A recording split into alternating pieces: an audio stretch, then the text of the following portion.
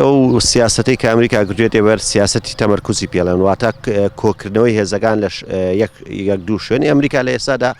هەموو هێزەکانی پاشەکشێکرێ لە دوو شوێن کە حەریرە لە هەرێمی کوردستان و قاعدەی عین ئەسەدە لە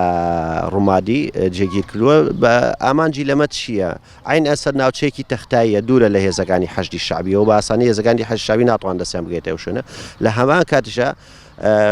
قاعدەی حەریر ئەەکەوێتە سنووری هەرێمی کوردستانەوە هێزەکانی حەشدی شعبی ناتوان دەستیان بگێت واتە ئەم کۆکردنەوەی هێزانە ئەتوانیم لێ چوارچێوەی پلانێکی سەربازیە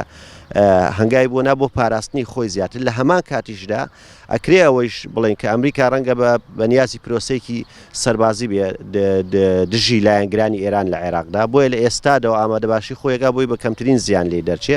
بەڵام بە شێوەیەکی گشتی لێدوانەکانی دۆناڵد ترامپ لێدوانەکانی عادل عەبدولمەهدی و ئەو ماوەی دوو هەفتەی لەبەر دەم عەدنان زرفیە کە بۆ پێگەێنانی حکوومەتی عێراقی ینی ئەم دوو هەفتەی زۆر هەستیارە بە تایبەتی کە عەدنان زەرفی بەلایەنگری ئەمریکا ناسراوە بۆیە ئەگەر لەم ماوەیە حکوومەتەکەی عەدنان زەرفی تێپەڕێ ڕەنگە کێشە و ئاڵۆزی سەربازی نەکەوێتەوە لە عێراق بەڵام لە حاڵەتێکدا ئەگەر ئەم حکوومەتە تێنەپەڕێ ڕەنگە ئەمریکا گورزی سەربازی گەورە لە لایەنگرانی ئێران لە عێراق بۆشێن کشانەوەی ئەمریکا لە کەرکووک بۆ ترس لەسەر ئایندەی ئەم ناوچەیە دروست ناکە بۆ شێوەزەقەی پێشبینە هەر لە چوارچێوەی سیاسەتی کۆکردنەوەی هێزەکانە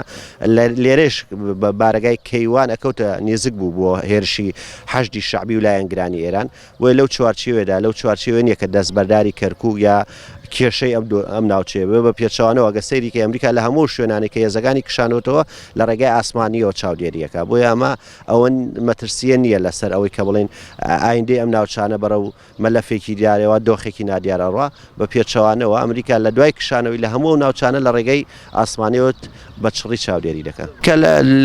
لە دوای کشانەوەی لە ساڵی 2011ەوە خاکی جێشتووە خاکی تەسلیم بە عێراق کرد کە دواتر کەوتە دەست ئێرانەوە بەڵام ئاسمانی عێراقی بەدەستەوە بووە وێ بە بەردەوام ئەو بە لە ڕێگای ئاسمانی عێراقەوە هەوڵەدا بەرژەوەندەکانی خۆی چی سیاسیە چی ئابوووریە چی ئەمنیە بیپارێزیە و ئەو چڕی فرۆکە و ینی ئەمریکیەکان بە ئاسماندا ئەوەیە کە ئەوانیانێ بڵێن ئێمە وجودمانەوە ئێمە دەستبەرداری ئەم شوێنانە نەبووینە کشانەوەی ئێمە لەم ناوچانە تاکتیکی سەربازیە